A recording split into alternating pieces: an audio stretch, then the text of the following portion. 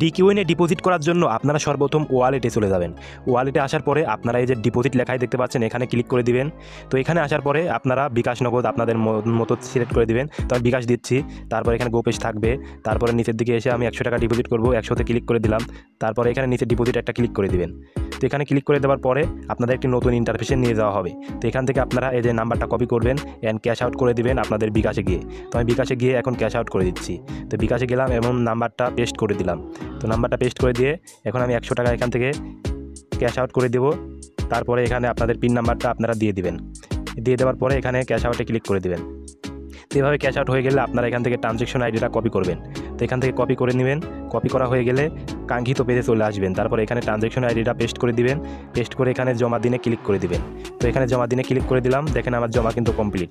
এখন আমি এই পেজে গেলে কিন্তু আমার টাকাটা আমি পেয়ে যাবো। এই যে দেখেন আমার 100 টাকা ছিল, আমি কিন্তু এখন 200 টাকা হয়ে গিয়েছে আমার।